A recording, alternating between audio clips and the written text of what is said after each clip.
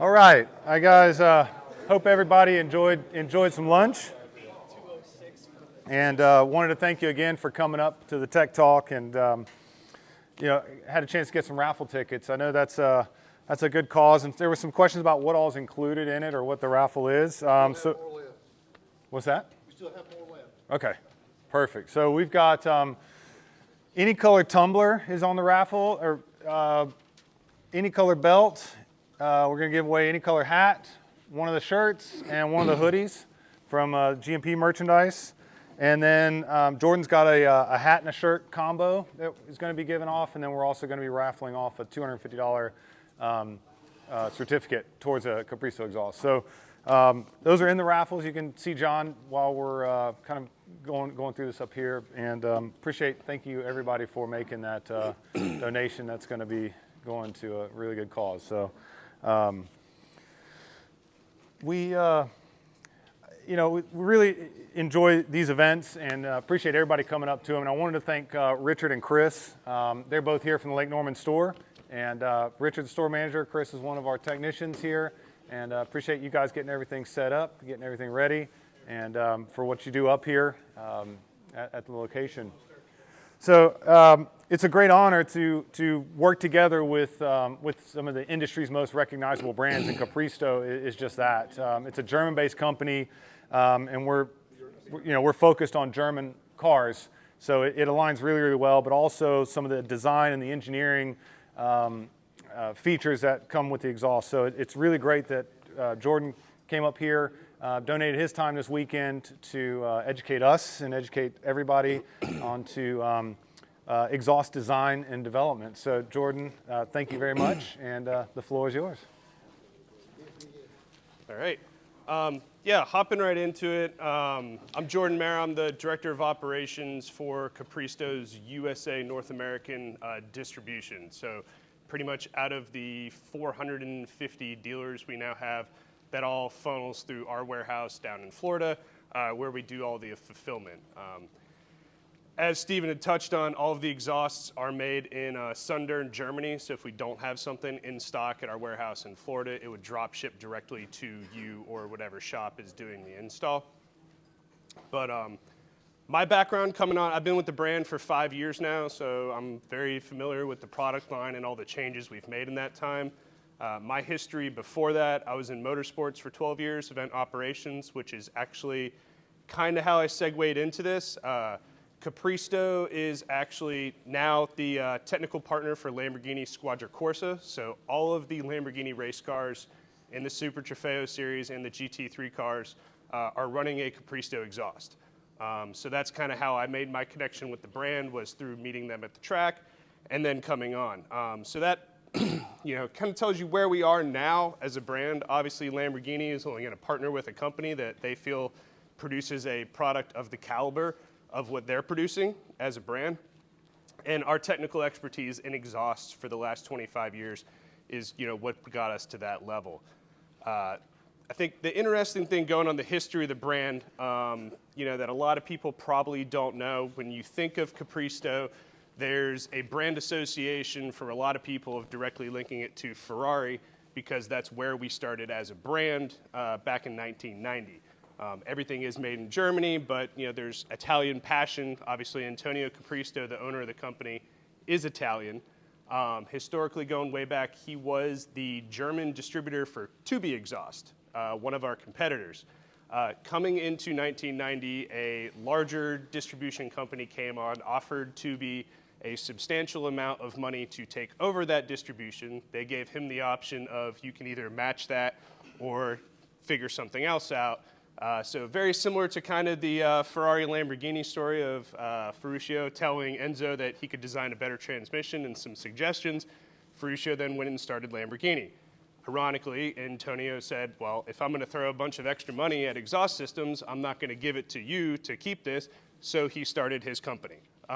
That's the foundation of the company, and it was built pretty much on the back of Ferrari at that time. Tubi was known as the #1 Ferrari manufacturer for exhaust systems.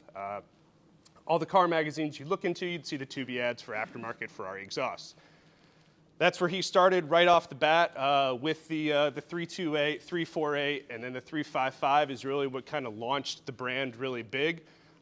So much so to the point that Tubi started redesigning their 355 systems to try to make them sound as good as ours.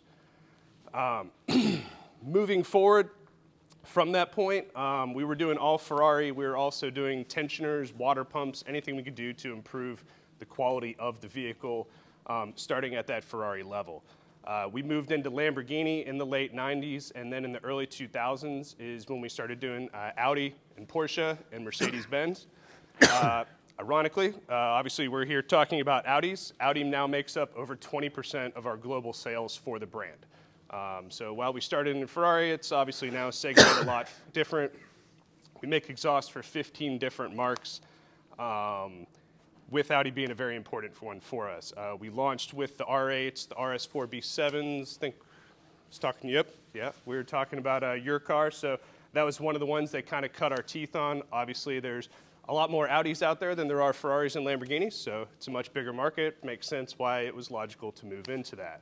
I think one of the big things that kind of sets our brand apart, and we'll hop into a video here that will show a bit of that, is an exhaust. At the end of the day, it's just kind of like your cars. You have your point A to point B. You can go out and buy a $20,000 Corolla. It gets you there. You can spend $80,000 on an RS car. You can spend $300,000 on a Ferrari. At the end of the day, if your goal is just to get from point A to point B, there's plenty of options out there all across that realm. So very similarly with an exhaust system, you are taking the music, the song that is coming out of whatever engine, and getting it to exit the vehicle and tuning that along the way. So at the end of the day, no matter, if we're playing Stairway to Heaven, you can change the instruments, you can change how loud it is, the quality of the speaker, you can play it faster, you can play it slower, you have a different musician playing it. Is going to change the way it sounds, but you can't change the song itself. So that's an interesting thing to look at with the exhaust of what are going to be those components that are going to make it sound better. Sound is obviously subjective, so you do have that factors into play there. But I think overall, as car guys, we can all agree, we all kind of have a pretty good idea of what we think sounds good and what we don't. So before I hop more into the tech stuff, one of the things where I was kind of inadvertently leaning there is everything is done in-house in Sundern, Germany. We're still in the same building that we started in back in 1990, but 7 years ago we built a new factory on that property. So that's what this video here is showing. Purpose-built building. Everything is done in-house from the beginning. We bring the vehicles in, we 3D scan them. We do CAD design on the exhaust, flow testing. We'll come up with multiple prototypes for the system and then go actually build those prototypes, dyno test them in-house, fitment, et cetera, before we finalize a design for any car. So I think, Stephen, if we hop into this video will kind of show you a little bit more the level of production clean room that we go on and what you're getting when you're purchasing one of our products compared to some of the competition. Stephen, if you want to hop in there. Yeah, push it, push it, push it. Yeah, good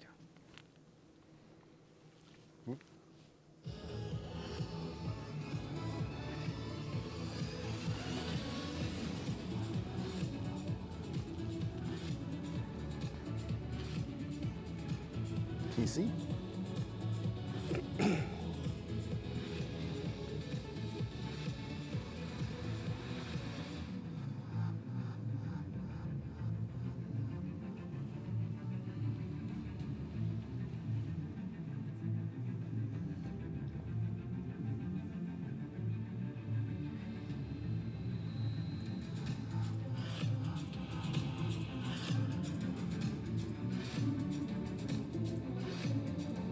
Oh, is that other video on?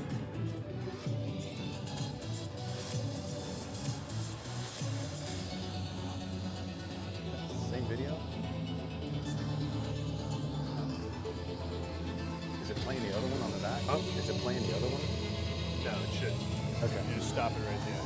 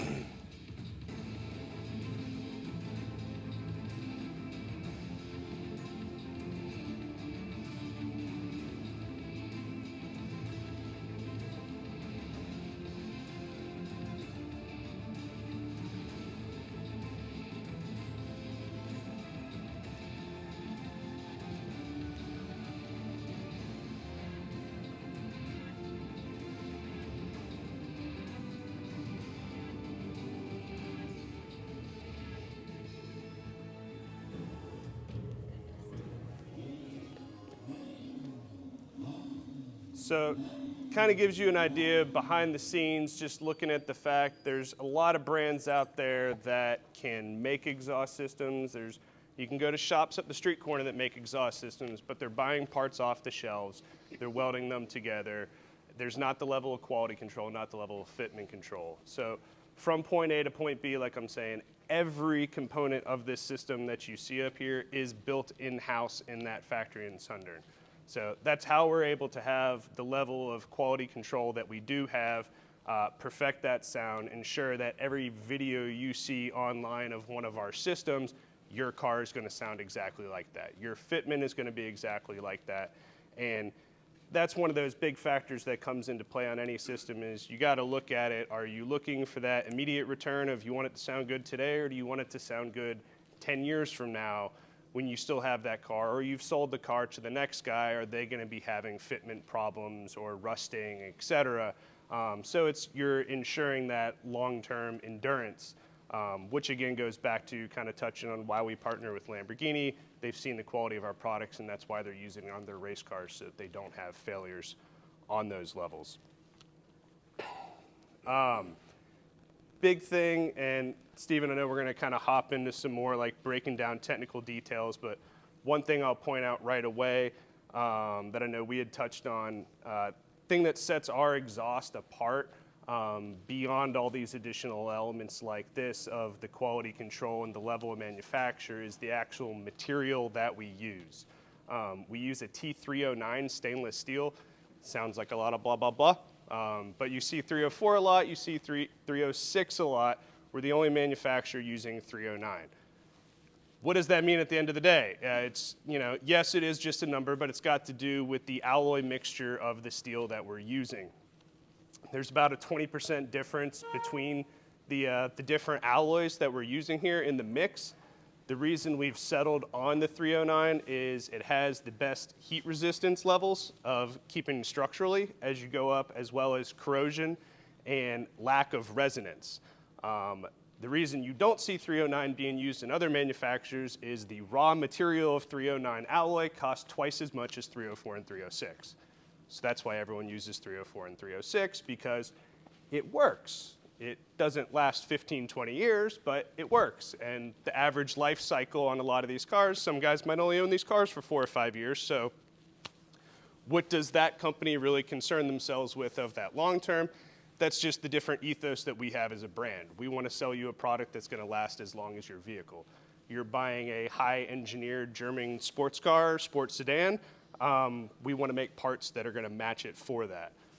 So the benefit of 309, again, going back when we started as a brand, small boutique offering, you can actually go on early Ferrari forums and see where Antonio is talking to people. Do you want titanium? Do you want 304, 309? Do you want Inconel? And he would make any exhaust metal that you wanted for those systems at that point.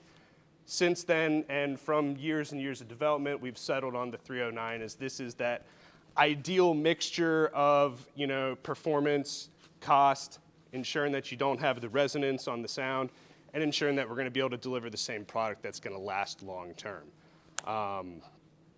So I just wanted to touch on that real quick, kind of before we hopped into some other stuff here. Well, I know that segues too into one of the big conversations we always have is titanium versus stainless. And I know we have many conversations about that, so that might be a good chance for you to talk about why you stick with stainless. Yeah, that's a good point. So, going back a little on myself real quick, I'm a marketing major, so I can say 100%, and as you probably a lot see, like marketing-wise, titanium sounds awesome. It's exotic. It's fancy. They use it on jet planes. They use it on race cars. It's lightweight.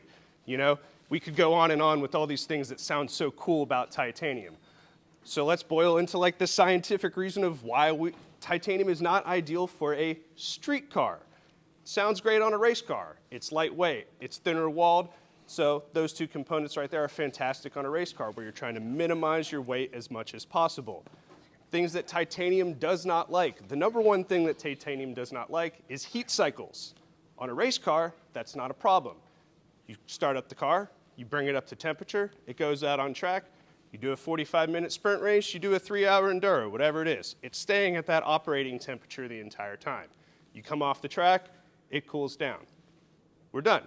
You move forward also, so street car on the other side of that. You start up your car in the morning. Doesn't come up to operating temp, you start driving it. Then you're out on the track, or you're out on the street. You're getting on it, you're getting off it, on it, off it, on it, off it. The heat cycles are constantly fluctuating. Titanium does not like heat cycles. It makes it brittle. The compound likes to expand and flex, et cetera. So now when you have all these welds holding those different pieces together, eventually they will crack. There's a number of our competitors that use titanium. I have nothing negative to say about them. They do a great job of warranting those products when there are cracks. However, do you want to deal with bringing your car to a shop to have to warranty a cracked exhaust?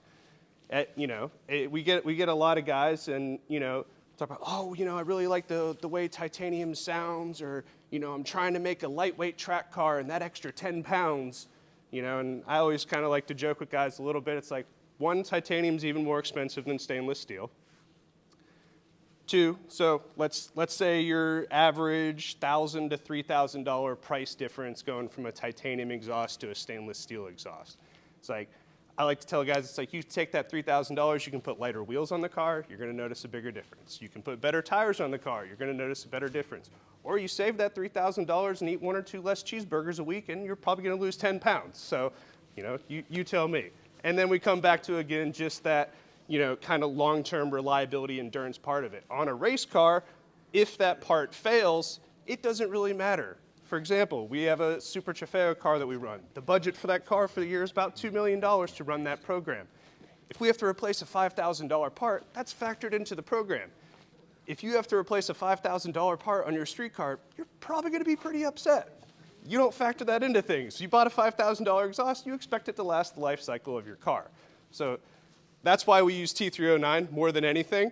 Again, like I said, one thing we try to do as a brand is really looking at that balance of performance, reliability, and the ultimate sound that we can give you guys. Did you have any other questions on titanium, or did I blab enough about that? We'll get them. Yeah, other components, modern cars, things have, and I know this is another item that we had mentioned you wanted to talk about. The valves.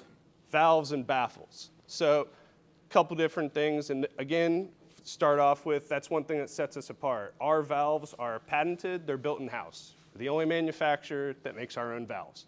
Everybody else either uses cheap Chinese stuff, or they buy some stuff from OEM suppliers out of Germany. Ours have our label cast onto them. I've been with the brand for 5 years. I've never had a single valve failure.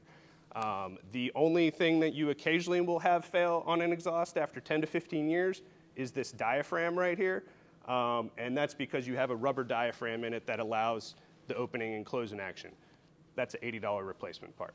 Sounds a lot better than a $5,000 replacement 10 years from now. The big thing, as we were talking about the difference between valves, not only the quality of the sealing, the quality of the part, the reliability. One thing you want to look at, you don't see it as much typically on the higher end systems like on the RS cars or the R8 cars. But there are some manufacturers out there, it's usually a lot of small ones where it's like, oh, it's a valve system. Your car comes with valves, so we integrated a valve onto it. They literally do is they take one of those valves, they drill a bunch of holes through it. You have a straight pipe coming out, and they have a valve right there. When the valve's closed, it goes through those holes, and when it opens up and lets it through. It's really just a baffle at that point. It's not a valve system, so you're not getting that change in sound. They're putting that on there so that the car doesn't throw an engine light because you have a vacuum leak. It's their way of, kind of fixing a quick thing. For example, on this system, you can see coming out of your headers, you're going to come in right here, swoops into the X pipe where you have an exhaust scavenging effect. If the valves are closed, it's going to divert it into these muffler boxes here. Higher flowing than the factory, obviously, and then it's going to come out here and exit the exhaust. When the valves open, you're going to come off of the headers, straight through the X pipe, and then go straight out. You still have maybe 10 to 15% of some exhaust gases that will go through the muffler, but essentially at that point, you're just creating a straight X pipe. So that's obviously something you want to look at, something that we take into consideration when you do a system is ensuring that the valves actually perform some type of function. Valves originally, when they started coming into cars, were used more functionally than they are used now. And it would be to control your levels of back pressure, to have two different sound levels. You hit 3,500 RPMs, the cams switch over, the valves open up, completely changes the sound of the car. Low-end example would be VTEC. High-end example would be like on the 355s, which were one of the first cars that had a valve on it. Nowadays, things have changed a little bit. Obviously, governments, politicians, et cetera, get involved. They're used a lot more for sound now. That's something that we see a lot on the new Audis, the new Porsches. Being a German brand, being over in the EU, they have a lot stricter regulations than we do over here. I think that probably takes us into the valve controller. It does. It does. One thing also on the valves is, we talked about when valves come on. Like building pressure to open valves versus having them all the way open and then to build pressure to close them. Correct. So maybe touch on what the difference is and why. And yeah, that's a good point. Ironically, I mentioned that Ferrari, and I'm only using this as examples because where the brand started. The valve historically operates off of vacuum. So you're pulling vacuum from the car, which all cars have a vacuum pump. It's used for brake boosters. It's used for a lot of different things to open. So our systems monitor the back pressure. One thing, again, and that's kind of why you have a negative of the ones that are just doing a baffle system, is you want to ensure you don't build up too much back pressure. Again, it's finding that happy medium. Guys ask, how do you get that F1 sound out of your car? F1 cars have a lot of back pressure. That's how you can get that really high-pitched sound. They also are operating at 15 to 20,000 RPMs and, are substantially more expensive engines than we have. Our engines in our street cars cannot operate at that amount of back pressure, cannot operate at those high RPMs. If you do push them to that level, it is going to severely reduce the long-term longevity of the car, engine specifically. So that's why our systems are constant, they're default open, so if you ever did have a vacuum mechanical failure, you don't have to worry about building up excessive back pressure. That's where I was saying one of the early flaws in some of the OEM manufacturers were having a closed position and the vacuum opened it in the higher M. You don't ever want that, because then if you have a failure, it's going to be bottlenecking you, and if you're driving the car and you don't realize that, you can have a explosive experience. So on our systems, we'll stay on the valves here a little bit. Perfect example, and we'll get into this car, which is ironically equipped with this exact exhaust that we have sitting here. The R8s as a whole did not come equipped with valves from the factory. There was a small number of them that they offer to upgrade valve exhaust, but as a whole, they don't come with valves from the factory. So then you kind of boil into that question of, well, how are you putting valves on a car that didn't come with valves? Why are you putting them on there, et cetera? The how is we tap into that vacuum pressure like we were talking about. You're pulling that right off the booster. That's going to run into a solenoid right here, German Pierberg solenoid, same thing used on all VAG cars for any solenoids that are on them. That is then controlled by this programmable module right here. This is constantly monitoring the back pressure on the exhaust. That way you have your fail-safe that it won't let those valves close if there was some other issue in the car that was creating excessive back pressure. But then this is a programmable module that allows you to have that cruise, sport, full open mode on the vehicle. Why do you add that to a car that doesn't have it? It comes into balancing that back pressure. There's a certain level of back pressure that is healthy for the engine. If you're not changing back pressure somehow throughout the RPM range, then you're not maximizing the performance capabilities of the engine. Obviously, in the higher RPMs, you want less back pressure so that the exhaust can breathe more and the car has more performance. And then the nice added benefit of that is it's louder. It sounds great.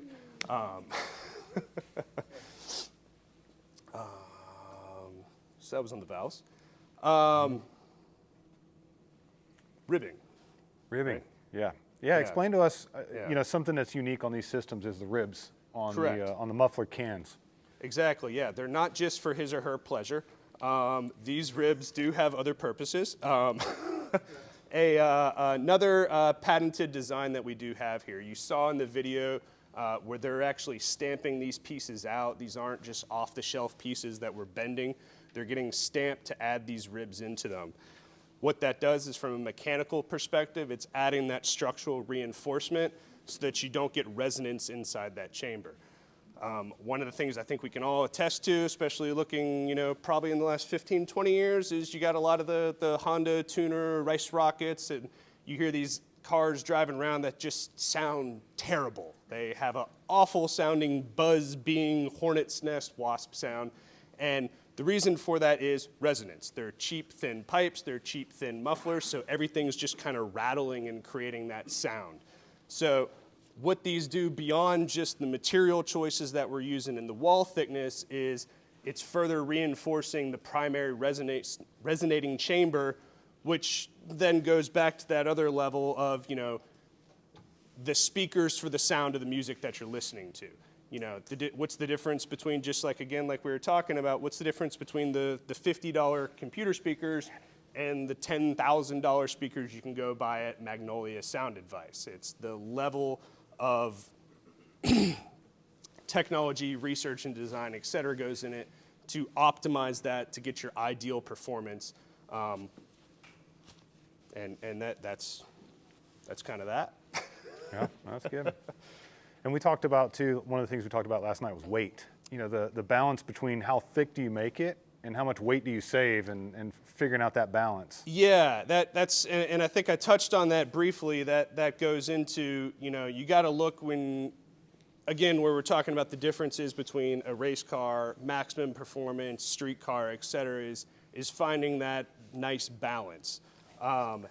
That's where things start to get a little subjective, and the brand ethos really comes into play a lot. That's why when you see in the video where we do the 3D scan of the entire underside of the vehicle, we 3D scan all of the OEM products, and then with CAD and flow design, we'll come up with 3 or 4 different prototypes. And it's about finding that happy medium of, you want to maximize performance and sound and lose as much weight as possible, and you got to find that nice mix of those 3. Obviously, the lightest thing possible is going to be delete your mufflers, have straight pipes shoot out. It's like, okay, you're going to lose performance on the low end of that. It's going to be loud, loud, loud all the time, And then on the performance side, it's like, okay, so you do a non-valved muffler where you're maximizing specifically for the low end or specifically for the high end, depending on how you drive the car. That's where the valves come into play, allowing you to, have that tuning for the low end as well as for the high end where you want to release it. And then again, gets into weight. Weights really boil back into the why we use the 309, et cetera. Most stock exhaust systems on this car, for example, that muffler weighs, I want to say it's about 90, 95 pounds when you pull it out of the car. This system right here is 40 to 45. You could go with titanium, it'd be like 38.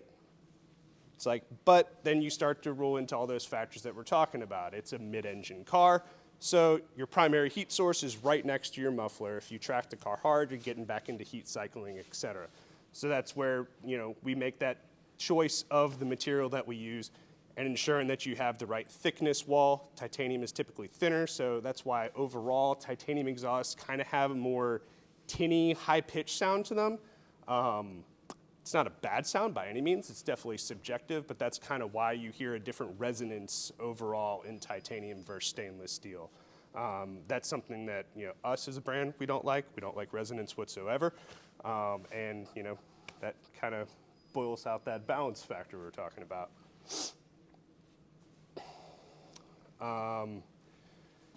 Remote systems, I went into a little bit with the programmable here.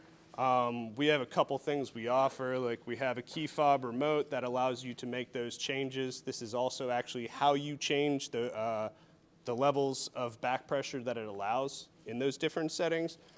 We also offer these where they plug right into your cigarette lighter, so that way you don't have to lose these.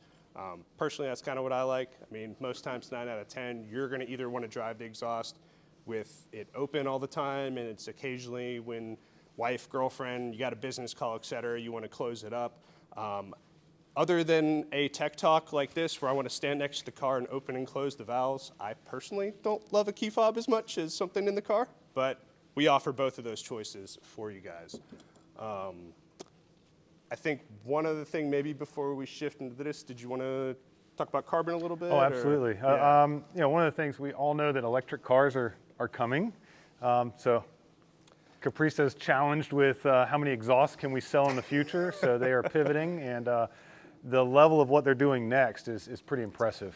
Yeah, so you know, obviously that is even more prevalent now as we continue to see all this movement of why, you know, things are getting quieter and quieter, and now we're moving away from internal combustion as a whole. So as you move forward as a performance brand, and this is something all of us in the industry are having to look at, is, okay, what's next? So like, let's say we don't have internal combustion engines anymore and they're just batteries. It's electronic, or it's hydrogen. It's something totally different where you don't have an exhaust sound. Same thing with electric is you move into aesthetics. At the end of the day, we're always going to have the aesthetics of the car. You always want to make the car lighter weight for performance factors. Therefore, we segue into carbon fiber. You saw in the video where, again, we do everything in-house. This is something we're constantly moving forward on. We've been doing carbon for almost 10 years now. We started on the Ferrari 458, making a bonnet like this that allowed glass to see the engine on the Spiders. We continued that into the 488. On the second gen R8, we do carbon fiber bodywork for it. The brand new R8, we do carbon fiber bodywork, and the RS5, we do a carbon body kit on that. That's something we're continuing to move in again, and they take the same level of detail that we've done on exhaust for 30 years into this, in that, again, it's all done in-house. All of our molds, you actually saw here where they're water blasted billet steel. There's a lot of cheap Chinese carbon out of there. That's where the majority of carbon fiber comes from. Actually, if that was a race car, the Huracan Super Trofeos, you look, HP Tech is a company that does a lot of their stuff out of Taiwan. They are an OEM supplier for Ferrari, and it's coming from Taiwan. They are using fiberglass molds when they do their carbon, which is cheap, it's great, it's quick. After you make 10 pieces, you need a new mold. So you're gonna have a variance. So now you're building another new mold. So now how do I ensure that this mold is exactly the same as the mold before when it's a product, when you're using a material that's malleable? So that's why we do everything in-house with billet steel. So the same 458 bonnet that I made 10 years ago, if I knock another one out today, it's gonna be exactly the same as the one we made 10 years ago. Obviously, the investment level of that is huge. You can build fiberglass molds for, Joe, you and I were talking about that a little bit earlier, for body kits coming out of Germany. Fiberglass molds are very expensive. When you're doing complete billet steel molds, you're looking at anywhere from $40,000 to $50,000 start to beginning on the process to get everything in place to start production on one of those pieces. So that's obviously why we're starting it on the Ferrari, Lamborghini, and the R8 cars, but that is beginning to trickle down already, making parts of the new RS5. So that's definitely something we're going to see moving forward more in the future. We're actually looking at doing carbon fiber wheels as well. They have all the equipment for that, so obviously there's a lot of safety things with that before we start rolling those out, but definitely will be another interesting thing to see that, you know, we'll be able to offer to you guys moving forward. Very cool. Richard, let's have fun. Did you have anything else here? No, and I don't know if Yeah. there's any other questions before we let it rip, but Yeah, I was going to say, if y'all, or do you guys have any questions for me? The same muffler in all systems? Is it the same muffler? It is not. We use the same rib design, but we do obviously change the sizes, dimensions, That's gonna hold your etc. ears. on that maximizing performance for the car. You're So. gonna crank it up. So nowadays, build exhaust systems. I'll tell you when. For Euro spec cars versus American. We do. Yes, there's a couple things that are different between the two. Obviously, one right off the bat is these programmable modules in Europe are blue, and they do not allow you to open it all the time. It only allows you to open it in the higher RPMs. After 30 seconds at low RPMs, it'll shut them. It's all according to the European ECE regulations, which all of our stuff is built to ECE TUV. EU5 over there right now. So that's another thing that a lot of brands aren't doing. The American exhausts are typically different. The new R8, for example, 2020 and up in Europe, they have OPF on it. We do not. So the mufflers are actually completely different between the two. So that's What, in Europe, they have those gas particulate. the OPF GPF filters. Yeah. Yeah. It's basically another catalytic converter is what it boils down to, which is basically just another thing pinching everything down and not allowing you to hear the music that's coming out of the engine. So, you know, the thing that we're doing a lot on those cars as we move forward is just like you offer a sport cat, a high flow cat for catalytic converters, we can do the same thing on the OPFs. And at least for the last 4 or 5 years they've been offered. High flow cats seem to do the trick to not do a check engine light. So I'm sure in another 5 years they'll probably change that, but. They are, yeah, they are. They've already started. They've already started. The new Ferrari 812 GTS, all the 2021s and up have OPF filters right after the cats in the headers, and yeah, they don't sound good. Yeah. So, yeah. RS5, new Yeah. RS5 comes with it. Yeah. So yeah, it's rolling out across all the new, in the next 5 years. It'll probably be almost across the board in all the European stuff. The new R8, they've been able to keep it off for the time being. The new GT3, I believe, has them. The 992. I think it's a double cat on that one. Yeah. Yeah. On the GT4, they're not monitored. That's why Correct. It's real easy to get them off on that. where the little pyrometer, I think, is supposed to go. Yeah. Yeah. Is that just because it's easier to standardize production, or is that because of regulation? Regulations, yeah. I mean, obviously, it's double. I mean, that's why I think in America, or North America, I should say, they're trying to hold off as long as they can. Obviously, there's an extra cost there as well in the filters. I mean, we all know the materials that go into cats are expensive. That's why you see guys salvaging them. So if the manufacturer can get away with not putting them in there, they're not going to put them in there because it's an extra couple $100 a car, and when you break that out, it's cheaper to do a different exhaust design where you just delete it or change routing. How far back does your product line go? Do you do any vintage or classic? We do some one-off vintage classic stuff in Germany. They've probably done as far back as some cars in the 70s, but as far as serial production products, it's pretty much like 1988 and up for Ferrari, Lambo, and then Audi, we go back as far as the B7 RS4. What about air-cooled Porsches? No, I was talking to Joe about that earlier. Yeah, I wish we did. I'm an old car guy myself, so yeah. But yeah, there's already so many. It's one of those. There's already so many people in that market that have established names and established products that we'd be the new guy on the street and looking at your development costs to offer it. It's yeah, but it's a good question. I wish I had a better answer. But Anybody else? So I noticed that you have the remote option and then the thing that's like the serialized. Have you looked into doing like a CAN bus system so that your drive select button still controls the valve? So on some of the newer cars that have the electronic valves from the factory, rather than a vacuum actuator, we are now starting to just integrate a bracket that uses that electronic control so that you still have the factory control.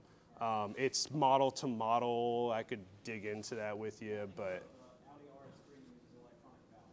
correct. Yeah, we make an RS3 system, but it's got Lavella branding on it because we didn't see the interest in the car, but they do a lot of tuning on it, so we build their exhaust for them.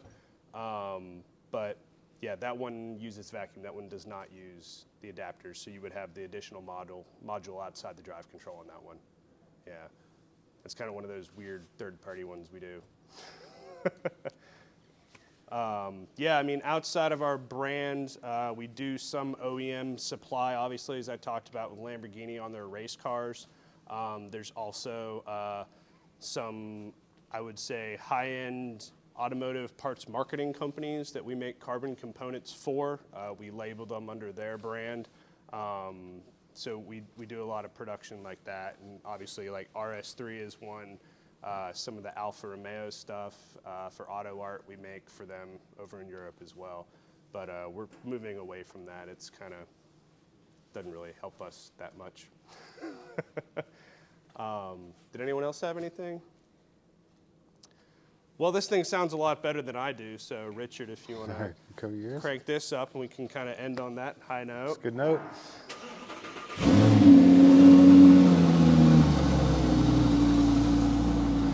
So obviously at idle right now, the valves are closed. Richard, if you want to show them difference. 4.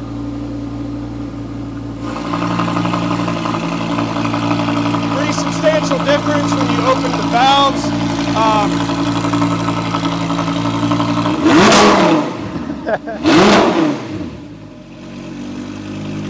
Close them.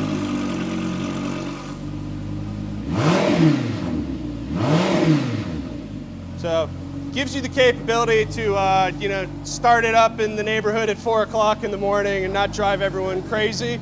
Obviously, substantial difference. So that's the benefit of having the valves and putting all that in there. I think that's a pretty good demonstration. Before we smoke us all out here, maybe we.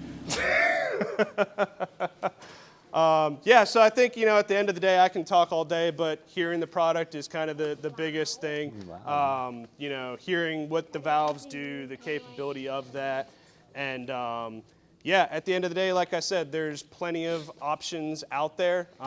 There's inexpensive cars, there's expensive cars. There's cheap exhaust, there's expensive exhaust. And it's just that matter of what are you looking for? I think you guys could all agree you appreciate fine German engineering. I personally feel we have the best German engineered option for you if you're looking at aftermarket exhaust and soon to be most of the carbon parts for your car as well. So, Steven, unless you got anything else you want to say, I mean, obviously we're here to hang out. We got food, drinks. You want to ask us any questions one-on-one? That's what we're here for. Yep. And we're hopping into the raffle. Yeah, we're going to hop into the raffle. John, if you want to come up and we'll start going through the items and. Anybody else want to buy raffle tickets before we start? All right. Got it. You guys want to hand out the stuff?